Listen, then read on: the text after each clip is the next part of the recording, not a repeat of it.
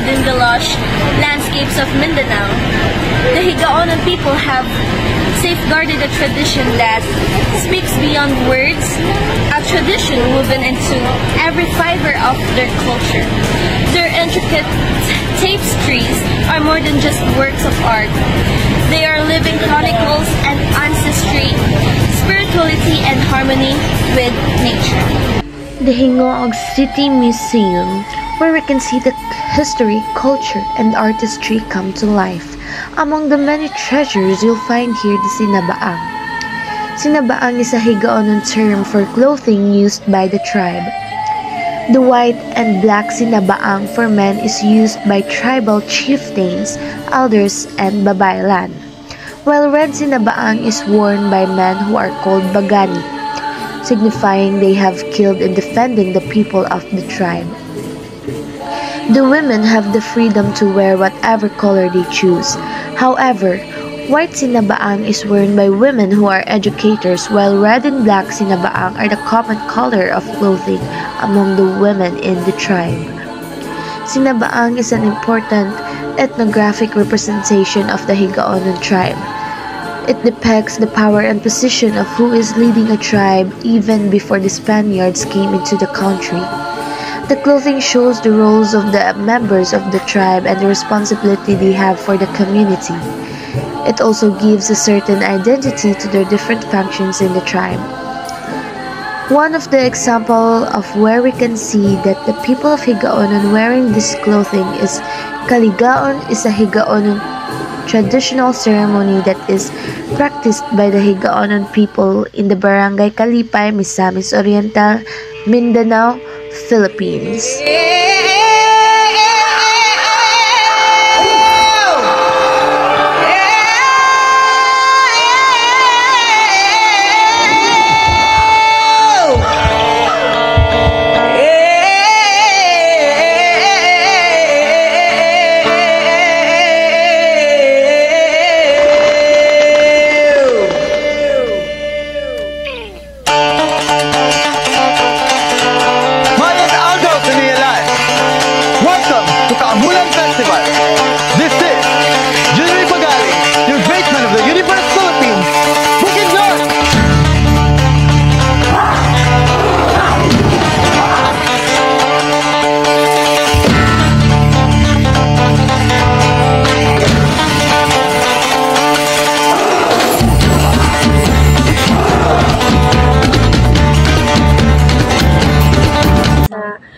Ma'am.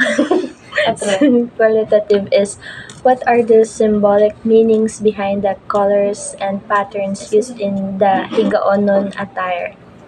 So, ang art bali niya, so sa Sinabaang, sa Higaonon tribes, mao na siya ang attire sa mga Higaonon, pero dili ka pwede mag-attire if even walay mga kanang walay mga kalihukan sa tribo, like kaamulan, kanang meetings, ina na siya. So ang symbol ug ang mga sign adtong ihang art bali katong diamond is na ano to siya nga mountain, then katuang naibitay mga kanang murag sigsag kung baga or katong na straight lang, ang symbol to siya as a river. River. Yes, So, then ang color, ang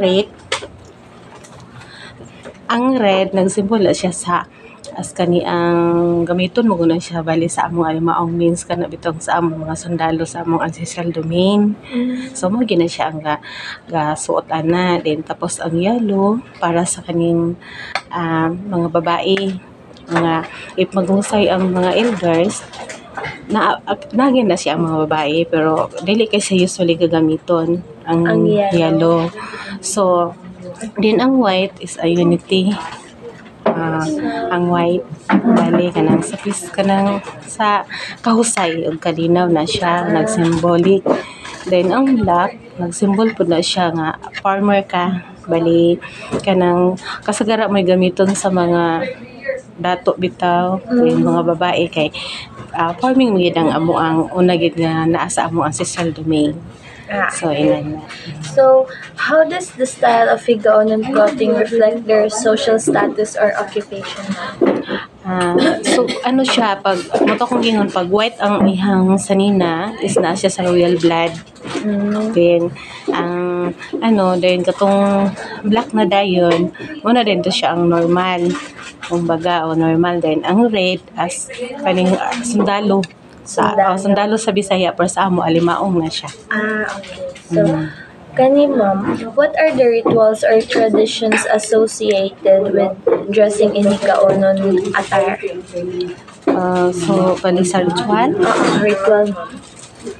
ang wala man siya kung mag-ritual ka kung naikuan sa attire wala man siya. Wala. Bali ang among ritual is kana lang gid ang naay tulumanon.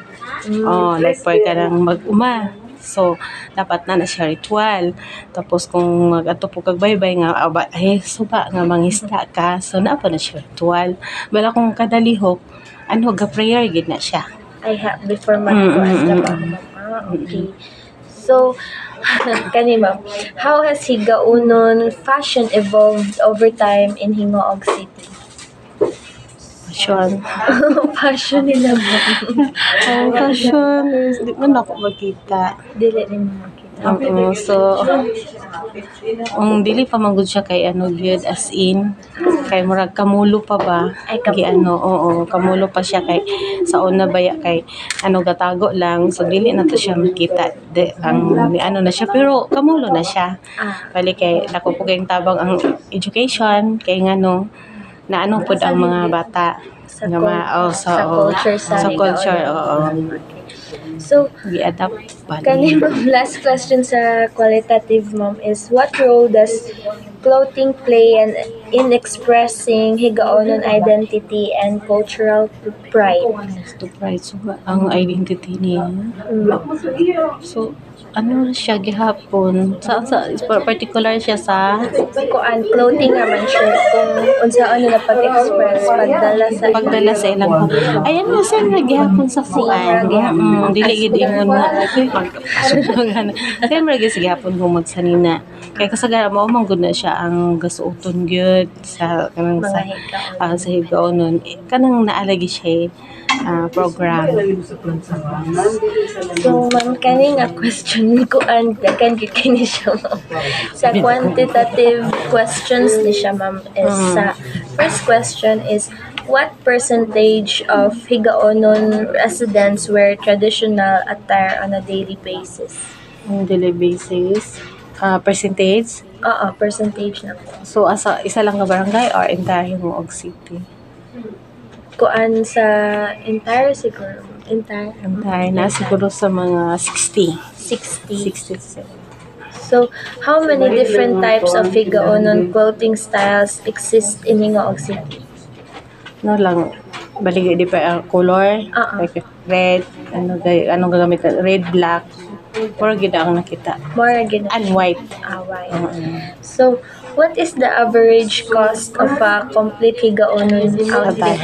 Average. Wala gid siya cost bali kay ang pagbuhat manggudan na is kana ra bitaw ang kung baga na ay mga cloth nga sobra-sobra so anong pang-atat sa ra manggud na so kung sa diri na sa dumagan so nag-cost gid siya og 3.5 man yata ang isa ka tindugan pero dito sa amo dili na to siya nato kuan nga lagi siya costing tungod kay man to siya kanang kinamuton gani siya manual siya nga pagkatahi ang the original gid siya nga attire.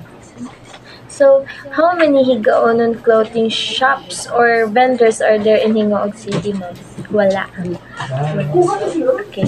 What is the average age of higaonon individuals who still wear traditional attire, ma'am? Even ang Mga bata pwede na siya magsuot labi na kung laging makita na to kanang naay mga activities so pwede ang bata nga maka-wear bisan 1 year or pataas pwede na siya kuan lang gyapon siya kanang generation hapon siya. So, does the new generation know the techniques in making sinabaang ba, ma'am? Techniques, Na ay kabalo na sila. Kabalo sila kay man gina murag matupak kung mamana man guna nimo sa imong ginikanan. Lagi kay generation. Oo. Kaya wala ba na sila tudlay sa ilang pag-on sa art. Kaugalingon na ginanilang art. So kung magkahit lugar sila ma'am kanang mag-ritual pa na sila or Yes, lagi na siya ritual. Kada lihok lagi ritual. Kalas ug manok. Uy, kay mga Luoy kayong manok mahurot. Oo. Unsa pa Ano man siya? yung question? Wala na ka ready sa uban. So, kani ma'am is this the sinabaang cultural attire also wear in important events such as wedding, mga kasal? Yes. If na ay wedding, kaning tribal wedding, so mo gito siyang suoton. Yes. So, Walay gown. Dili ka to ragid ang sa mga accessories ma'am or kanang even ay di kaning sa accessories bali sa ulo mo man tawag headdress. yeah, mga headdress. Ang daridayon dumpas or ang sa lalaki salay. Ang salay is katong necklace bitaw. Siya din daghan gyapon siyang accessories sa IP na apoy diri sa bracelet. Napod na siya. So, more to yun. Wala naman. Sorry ma'am. 6542. Ha? 6542. Diyos ko rin, mapasurin. Wala naman. Pero hindi ma'am. Man na rin siya. So, katoragid ma'am. Thank you kasi mong time ma'am. Pasensya kayo kay mangod kay ko kay sa culture sa amo abang. Kasi na pag ako hatag baka na ako kay kanang mangod. Basta sa amo is siya sensitive. Kay before paganta pag interview na pa try dagkot na kandila pero inana magina sa among tradition. Pero estudyante man sige na lang. Sige ma'am. Thank you. Inanaragod mo nang dili na lang mo pa sa video kay kanang at least ba kay basta niyan nag-video na wala kan ni tuman sa imuhang sa kultura of tradition na bisan asa mo ato mo bukid inana gid ang mga tigulang pag once mag-interview na na siya kay wala ba na nasulat ang amo Lagi giigo ra ba nagipid sa mga lola ug lulo nga mo ni atong culture and tradition mo ni siya ang mga meaning ani mo ni ang mga wala na to mabasa di ba so mo nang kami tahado kayo kay basing koan hadlok ma'am. At least masabtan ninyo kay Yes, kanala ma'am. siya. Kaya Dili man mi maglaog sa kuan kay ganahan man sa mo nga mabalaan kay para pud matabangan pud pagpahit nga nani di ang IP nani nga. Pero wala gina kay na ako mo gud mga tigulang. Pag kami na magmamatigulang pwede ra siguro. Mga katong mga old na gid nga sila ra gid ang naay katungod nga musay-say sa inan. Munang na mga estudyante diri mag-ani usay gid may adto asa ka nga barangay o pwede na nimo duolon kana imong istoryahan munang ako ang sa usahay mag-ani kasagara ma'am asa dapit nga barangay diri sa inyo ug namatay kalipay Eureka sa ngalan Gamanika nay Malinaw nay Bakit na San Juan ang pinakaduol ang San Juan mas dali ra ninyo maano si tatay kay chat ko na mga estudyante dira unsay name ma'am si Abilino nga Lumaya. Abilino nga Lumaya sa Okay. Sinabaang Naghapon mga tigulang ra gyud na sila ang tahian. hingo og Ay wala bukid. kay kung naagad to ma'am pwede na mo siya kanang Video interview ta. Katuon ta ako ang yaya ba naman siya. Dali ra gyud to no bira. Kanang mag-ano gid siya sa actual ba kay kanang ganing na rin sa mga kaligas siya gani amo ang ipakuan palimbay ipaano kanang sa beads tanan gi pa asa kaning sige kinabuhi sa tribo siya to among mabira-bira niyo wala naman bago pa lang na to pang manang kami sayangan kay wala na bito kay mga bata ang nakabalo so ang mag-anang ako karon sige pag-study ngay nanay na kay para maano kay karon naman good mo modern na correct. Magka-modern na baya gyud ako ka-social na. Kabot na diri sa syudad mo na di halos na din naganig angko na ba? Okay, ang discrimination baya. Grabe good kaya kaayo. Pero sa mo kay more Wala na. nindot ang kuan ang IP mo. So, ang IP, nindot siya po yan. Kay, ano man siya uli. Walay maritis, walay mga, tinuon. Peaceful ang imong nauna. While nga nakasaka na una. Agod ka na sila makababa diri Mura mga kondo. Himhimoy ay hinhin kaayo. Naka-experience na po mo, ma'am, ka nang mag-interview sa inyo nga ka nang, like, harsh kaayo mag-interview sa inyo, ha? Actually, kamo pa yun ang akong gi-entertain na mag-interview. Daghan lagi ganhi, pero di na kong dawaton kay paano na ko sa asa nga barangay o mas doon ni ato ni si Dato. Pero muna yung buhaton, ana na ko sila. Wag na ra. Ay, okay. So, thank you gid kayo sa mga time, ma'am, like, as in, nag-disturb kami sa inyo. Okay raman basta maka-help lang pud kay na. Kaya lang tawo man pud ang estudyante. Pero Para gid sa mong research po, o para po makatugon po mi sa culture bitaw ninyo sa Higaon. So, para gid to, ma'am. Thank you gid kaayo, ma'am. Lagi kay kaduha ka, balik na mo gud sila. Nang recruit ka ha. Aw kamo duha nang recruit. Grupo man mi, pero una mo Sila man yun wala jud dagto kami ra duha na. Dili appropriate ang kono mga duha ra niya. kay wala daghan mo gud mi group. Yes, ma'am. O lagi kaya lang ko nang recruit na yun. Kasi sunod si Manana na pan ma-recruit Dili naman. Last na gid ni namo, ma'am, ko final gid ni namo ang documentary tapos defend na lang dayon. Defend mo jud ako ma'am. Tapos nag-aims ma'am nga i-present sa sunod dayon. Wala mo oral representation. Mo na yung documentary. So na mo na maginakaroon ka sa gara. Napasensya ko. Ayaw lang ako, tinong lang. Okay, kaya lang. Wala Wala yung problema, ma'am. teacher yun, ma-advisor sa rehash mo yung nag-ingon nga. Pwede na lang ninyo ka na i-record or line video or Pasabta na lang si ma'am nga inanahan. Yes, ma'am. So, ay, dili. Kaya gid kaayo, ma'am. Oy. So, more gid Para pa. ma'am. Sige. Thank you kayo, ma'am, sa imong time, ma'am. So, as we've heard, the Higaonon attire or sinabaang is not just a clothing that Higaonon wears, but it's their identity, tradition, and it shows how they live. Every fiber and materials holds such value that it cannot be replaced easily.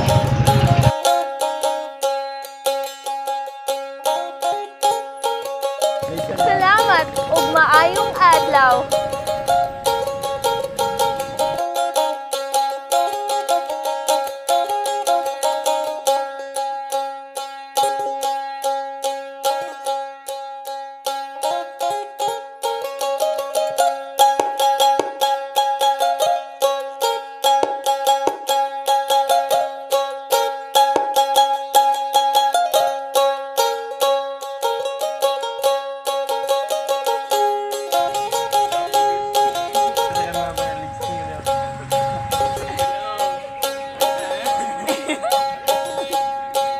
Samo kayo, walay tara.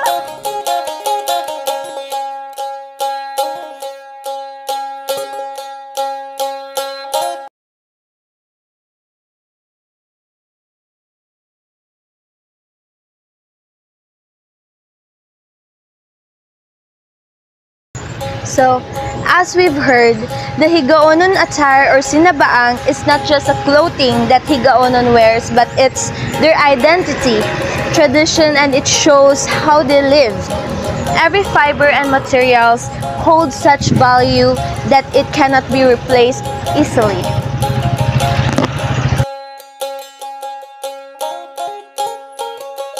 Salamat ug maayong adlaw.